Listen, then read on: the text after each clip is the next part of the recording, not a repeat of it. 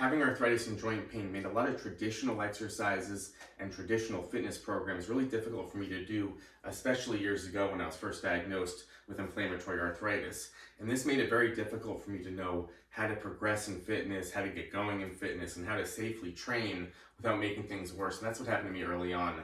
A lot of things I saw in fitness that I tried to do made things worse, made joint pain worse, and it made me not want to exercise. So what I want to show today is how I started to put together some different ideas on how to get moving with my unique circumstances, living with arthritis, living with joint pain. How can we break things down to fit us, to make it unique to us, individualized? And I want to talk about a few concepts. First, I want to talk about stretching when you're really stiff and tight.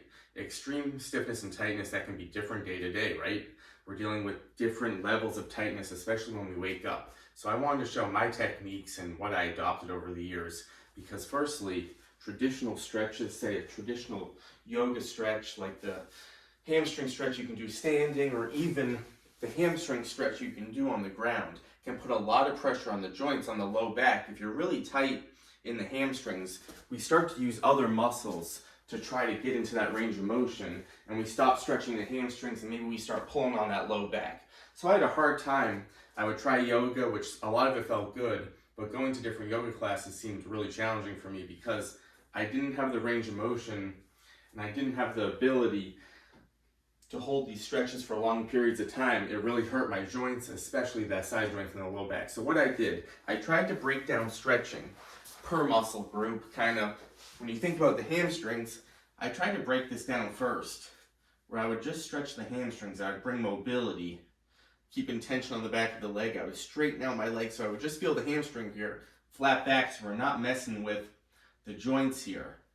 So I would break down stretches, working to that comfortable range of motion, 1-2 seconds. If you're really tight, you reduce the range of motion, get that blood flow first. So I found ways to stretch that didn't stress the low back and the joints.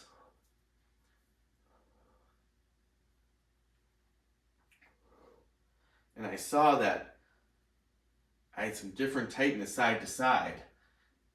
So I would do a lot of unilateral stretching to get rid of that imbalance. Especially when you're trying to stretch this way. Too much stress, too much tightness. Maybe over time you can start working this, but what I found is I had to break this down.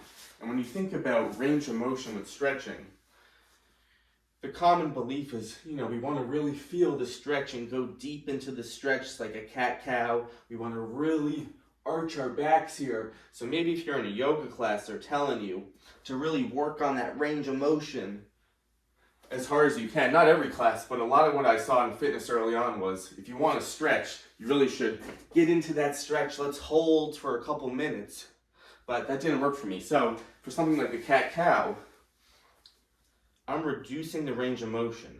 And I'm really focused on first pulling the abs in, squeezing the glutes under. So I'm going to get that low back first, and I'm going to slowly work up the back. And maybe I hold this a couple seconds with the abs engaged, and then I bring it down. But I'm not going to go full range of motion and force my neck here and first force the joints if they're not there. I'm going to first just start with this really small range of motion.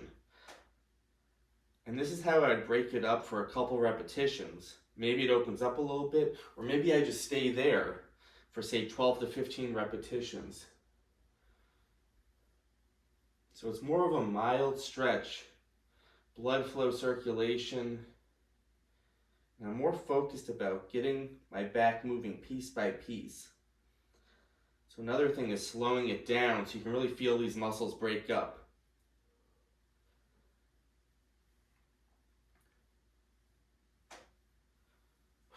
So breaking it down piece by piece, slowing it down, reducing the range of motion. Something like a rotation can cause a lot of havoc in that low back. Really trying to open this up. So what I like to do, again, I'm reducing the range of motion. I'm starting really small here. And I'm just focused on stretching that mid-upper back, chest, and I'm walking the hips down so I'm not rotating through that low back, because all this torque and tension can start pulling on the low back. So let's just start with that comfortable range of motion.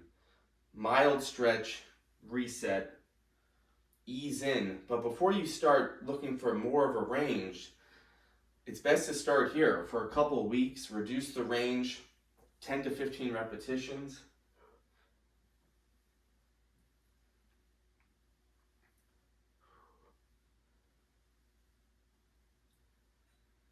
And this is what I started to do. I'm really focused on what muscle I'm stretching, the range of motion, reducing the range of motion, and making sure I'm not involving the joints here and breaking it down piece by piece. Then maybe over time, something like a traditional hamstring stretch standing, maybe we work this really slowly so we feel those hamstrings and then we reset all the way. So this looks like a deadlift because I'm a little more controlled, stretching the hamstrings.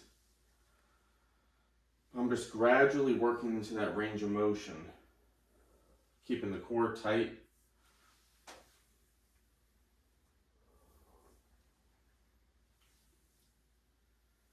Now, as you've seen if you followed the channel, I use a lot of support to stretch.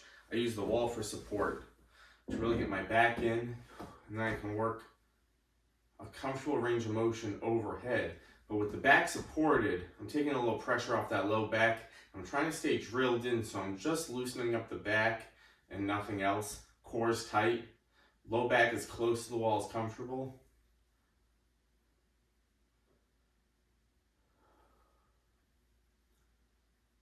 So all these modified stretches, I use the wall a lot for stretching, so I can really modify it. I just went over kind of that rotation on the ground. So I like to hold some different stretches with the wall, just so I'm feeling the front of the chest, that upper body. And when we think about holding a stretch, you just want to find that mild range, and then we can hold 20, 30 seconds.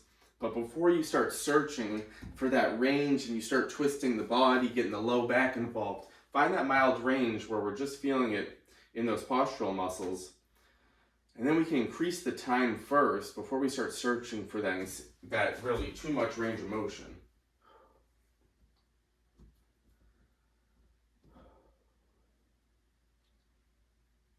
So this is how I made stretching unique to me. I stopped forcing a stretch. I really wanted to loosen up, but I knew that overstretching, if you're dealing with inflammatory arthritis, for me ankylosing spondylitis, overstretching is not good on the joints. We want to stretch to make change in the body, change in the hamstrings and the back, and going a mild range of motion, reducing the range of motion, getting the blood flow is probably the most important thing. So always start with more of a reduced range of motion so you can uniquely build it for you. And you can kind of see things break up, and you'll see over time that you can make a big difference that way. So stretching, that's one of the key things I did, and I really broke that down piece by piece.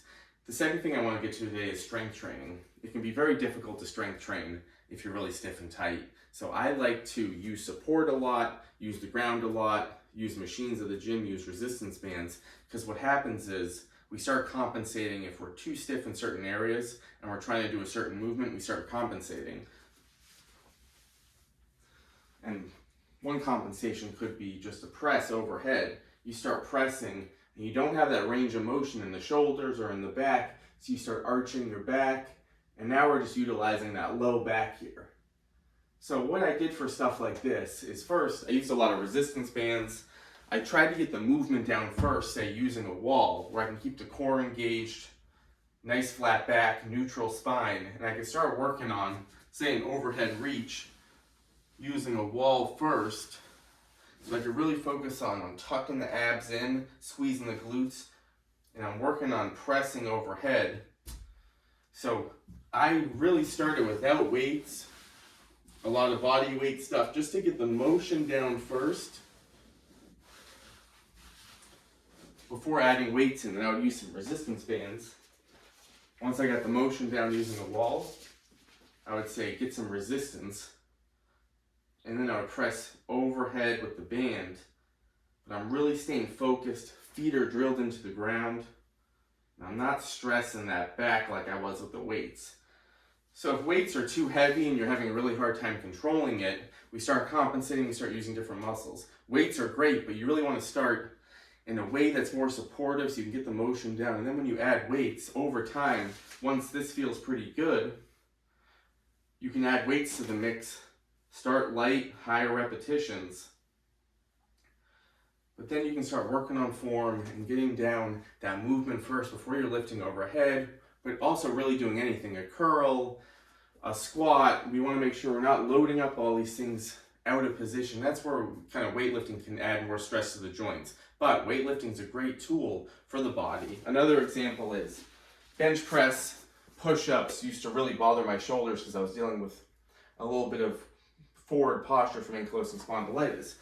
So what I would like to utilize is some floor presses, and you can use a machine if the floor is too much, but I would do a lot of floor presses, and I would get my back drilled in. I'd focus on the core, shoulders down and back, and I wouldn't have to worry about the posture as much as the joints, and I could start this slow. Same idea as if you were at the gym using the machine.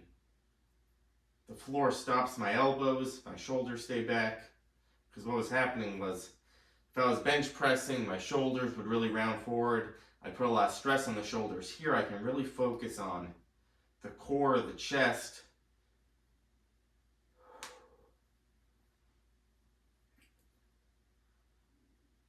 And this is what I found is there's many different tools to strength train, many different ways. As I mentioned, the bands, if you're really struggling with back strength, if you're trying to do some different row variations and you're having a hard time keeping your back flat, or you can't get into this position, you'll see this position a lot with rows, bent over rows.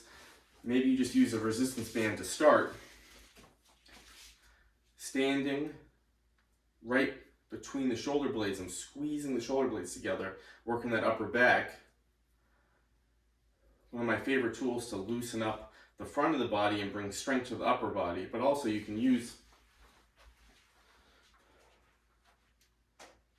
a band to work on rows standing. You can find this machine at the gym too. Work in different row variations. So a lot less pressure on the posture, and we can get moving through that back. And that movement is very similar to maybe a single arm row variation. So maybe you start there, and then over time you can then progress to different things. What I do is I keep all these things as part of my program: bands, weights, body weight exercises, because I see the benefit in all of them. But something like the single leg bridge, the single arm row, I'm not saying, I'm just saying a completely different exercise. The single arm row supported is the same as that standing band. So you can kind of pick and choose what feels good for you. Maybe both of those don't feel good. You can use the machine at the gym. The machine would be the same idea. You're pulling this way. And this is great for back strength, great for the posture. So this became my philosophy. Let's see what movements feel good right now, today. Where could I progress? Is the floor okay? Is a standing row okay? Are bands okay? For the legs, if you're having trouble kind of moving through maybe, say, a deadlift with weights, without weights, or a squat, maybe these are hard position-wise, that's where it's great to use machines at the gym. Leg press machine for squats. You can work on some different hamstring strength for deadlifts. But my last thing I want to go over today is progressing strength was challenging for me because of the joint pain I was dealing with was really making things weak, and it was different day to day. So one thing for me that was really weak was the core, and bridges were really hard to do. So instead of saying, all right, I'm going to go 10 to 15 bridges, what I would do is I would really warm this up. Smaller range of motion, really squeezing the glutes, the core. And I would just work a couple repetitions, really engaged in these muscles. I'm really trying to fire up the glutes here. And sometimes I would go single leg bridge to really fire up this glute here, supported. But the difference I made was sometimes I would just do a couple repetitions, warm it up, do something else, and then come back to it. Because what happens with arthritis, with joint pain, the muscles can be hard to activate. So sometimes I would just do a couple repetitions, and maybe I would rest until the next round, and I would do just a couple repetitions and a couple rounds of that. Now that goes against what a lot of people would say. They would say, do that to fatigue, but the point is, we want to go close to fatigue. I don't always go to fatigue, but for me, I like to leave a couple repetitions in reserve. But the difference is, if you go to fatigue with everything, we start using the low back and we stop using those correct muscles. So to really progress it over time, let's say do a couple repetitions, very focused, and we work that over time and it starts to become easier and easier. Then you up the repetitions before doing anything. So we don't have to go right into 3 sets of 10 repetitions. It's fine to feel out some of these movements. A couple repetitions, couple sets, go back to it in a few days. That's how you can really make progressing strength training or flexibility to you. It doesn't have to be traditional. There's many ways to build this. So find that unique approach where you're really focused on those correct muscles, recovery. If you're a beginner with arthritis and you're trying to get going, choose a couple of these exercises, but tailor it to you so it feels good, you can progress it properly. So those are some of the tips that helped me get to where I'm at today, and I really started slow. And again, a lot of these things are still in my program. The bands, different bridge techniques, different core techniques, using the wall for stability for a lot of these drills, like an overhead press or an opener, using the wall for support.